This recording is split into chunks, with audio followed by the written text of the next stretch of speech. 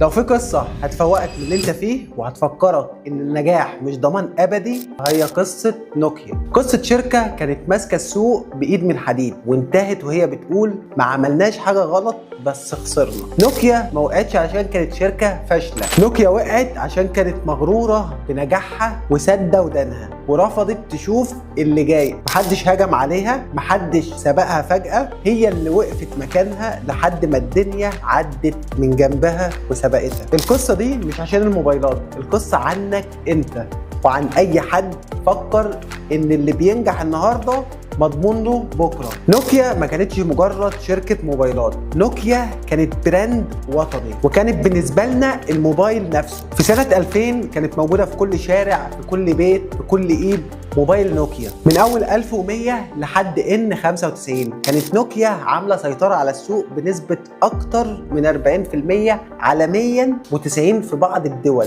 مفيش حد ما استخدمهاش ومفيش حد ما حبهاش، لكن اللي حصل بعدها هو الدرس اللي لازم كل شخص يفضل فاكره طول عمره. في سنه 2007 ظهر جهاز جديد غريب بشاشه كبيره ما فيهوش زراير اسمه ايفون. نوكيا وقتها اتريقت على الفكره، قالوا مين المجنون اللي هيسيب الزراير ويمشي على شاشه لمس؟ الناس عايزه تكتب بسرعه مش تلعب بصوابعها. مش بس كده، لما جوجل عرضت نظام تشغيل جديد اسمه اندرويد، نوكيا رفضت تستخدمه، قالت احنا هنكمل بالنظام بتاعنا وهنطور فيه. بس السوق هنا ما استناش، الناس كانت هنا عايزه السرعه والجوده والابلكيشنز والانترنت، تجربه المستخدم اللي بتسهل الحياه. وابل بدات تكسب وجوجل بدات تكسب، والمطورين هنا سابوا نوكيا واتجهوا للانظمه الجديده. نوكيا بدات تفقد مكانها لكن فضلت متمسكه بماضيها، زي اللي بيغرق وماسك في حجر تقيل ورافض يسيبه، وبدل ما تنقذ نفسها اتاخرت، ولما حاولت ترجع كان فات الاوان. في سنه 2014 الشركه اتباعت بالكامل لمايكروسوفت في صفقه كانت شهاده وفاه لعلامه تجاريه كانت براند في يوم من الايام. بس القصه هنا ما انتهتش. في مؤتمر صحفي بعد صفقه البيع، رئيس الشركه